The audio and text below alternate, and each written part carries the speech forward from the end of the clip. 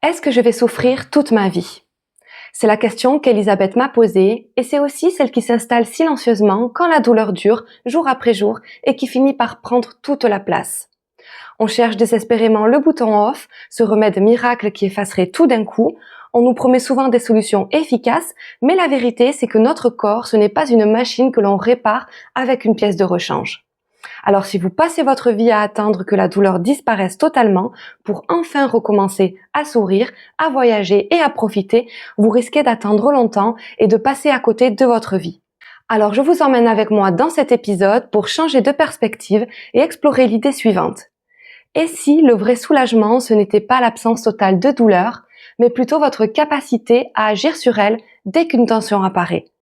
Bonjour et bienvenue dans le podcast Mon pouvoir sur la douleur, une bulle de soutien dédiée à toutes les femmes qui vivent avec des douleurs chroniques et qui veulent comprendre pourquoi leurs douleurs reviennent toujours, se sentir soutenues et encouragées et surtout trouver les bons gestes pour se soulager par elles-mêmes sans dépendre de personne pour aller mieux.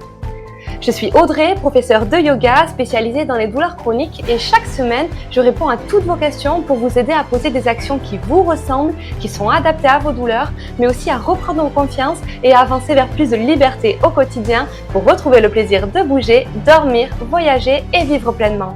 Merci d'être là et belle écoute. Je connais par cœur ce silence pesant du matin.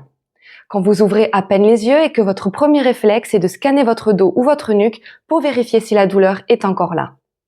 Cette fatigue et ce trop-plein de commencer votre journée sur cette pensée avant même d'avoir posé un pied au sol.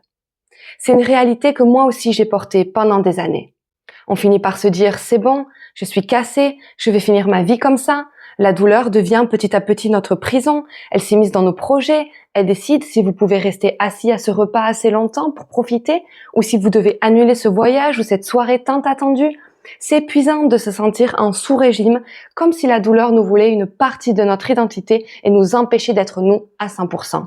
Pendant mes 6 années de galère et de souffrance, après mes accidents de voiture, j'étais obsédée par la guérison. Je voulais redevenir l'Audrey d'avant, celle qui n'avait jamais mal. Et cette obsession finalement me rendait malheureuse et ne m'aidait pas à avancer. La science nous explique aujourd'hui que la douleur chronique, c'est comme une alarme de maison qui reste bloquée. Même quand il n'y a plus de voleurs, ici dans notre cas de blessure, le cerveau continue d'envoyer le signal. On sait aussi que le corps a une mémoire, et vouloir effacer cette mémoire, c'est un combat super épuisant. Donc l'idée, c'est plutôt de rééduquer cette alarme. Par exemple, si vous avez mal à chaque fois que vous tournez la tête, votre cerveau a verrouillé ce mouvement. Donc pour le rééduquer, on va pas forcer. On va utiliser la respiration et des micro-mouvements pour débloquer la zone sans que l'alarme ne s'emballe. On va aussi réaliser nos étirements avec des coussins ou une chaise pour apporter à notre cerveau une preuve de sécurité physique. Le cerveau sent que le corps est porté, soutenu, donc il a confiance et peut se relâcher. Le cerveau apprend aussi beaucoup par la répétition, pas par la force. Alors on va faire 2 minutes d'étirement ciblé chaque jour, selon ses douleurs du moment, plutôt qu'1 heure d'étirement intense une fois par semaine qui va réveiller toutes les inflammations et faire hurler l'alarme de plus belle. Et j'en parle par expérience. J'ai vu des femmes, et je l'ai vécu moi-même, passer d'une douleur qui dicte leur vie à une sensation de fond qu'elles savent gérer en 5 minutes. Aujourd'hui, je fais des randonnées, je voyage, je travaille, je fais du sport chaque semaine, ma vie est remplie, active, dynamique, même si parfois mon corps m'envoie un signal de douleur. La différence, c'est que ce signal ne me fait plus peur parce que je sais le comprendre, le gérer et me soulager efficacement. Et la plus grosse erreur, quand on souffre de douleurs chroniques, c'est d'attendre la fin de la douleur pour reprendre sa vie.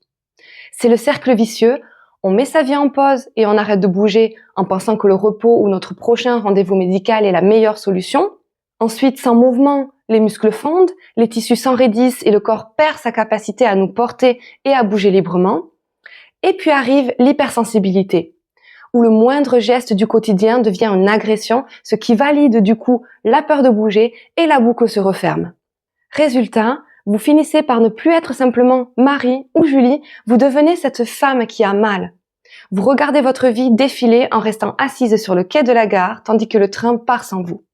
Vos projets s'annulent les uns après les autres et cette version de vous, pleine d'énergie et de rêves, s'efface petit à petit pour laisser la place à une version de vous qui subit au lieu de choisir et qui consacre toute son énergie simplement à essayer de tenir le coup jusqu'au soir. Mais imaginez un instant que la douleur ne soit plus un mur, mais juste un petit caillou dans votre chaussure que vous savez retirer. Imaginez que vous puissiez prévoir une randonnée ou un week-end à l'autre bout du monde en vous disant « Même si j'ai une raideur, même si j'ai une douleur, je sais exactement quel étirement faire pour la calmer en 10 minutes. » Le vrai soulagement, c'est quand la douleur perd son pouvoir sur vous. C'est quand vous retrouvez l'énergie de rire, de bouger, de vous sentir vivante, même si votre corps n'est pas parfait. C'est ça la liberté, ne plus être victime, mais acteur de son soulagement. Alors comment on fait concrètement pour sortir de ce piège du tout ou rien ? Comment on arrête d'osciller entre ces jours où l'on force pour compenser et ceux où l'on reste prostré dans le noir en attendant que ça passe ? Comment on reprend la main quand on a l'impression que notre corps fait n'importe quoi ? Mon premier conseil, c'est changer d'objectif. Ne visez plus le zéro douleur, visez plus de vie. Si vous attendez de n'avoir aucune douleur pour agir, vous donnez tout le pouvoir à vos cervicales ou à votre dos. La question n'est plus « est-ce que j'ai mal et est-ce que je peux faire quelque chose aujourd'hui ?» mais plutôt « qu'est-ce que j'ai été en capacité de faire aujourd'hui malgré la gêne ?» Notez vos victoires, même les plus petites. Aujourd'hui, ma nuque était raide, mais j'ai pu rester concentrée au bureau toute la journée. Ou j'ai eu mal, mais j'ai savouré ma marche de 20 minutes. C'est en célébrant ces moments de vie que vous montrez à votre cerveau que la douleur n'est plus celui qui décide. Mon deuxième conseil, c'est d'identifier vos outils antidouleurs.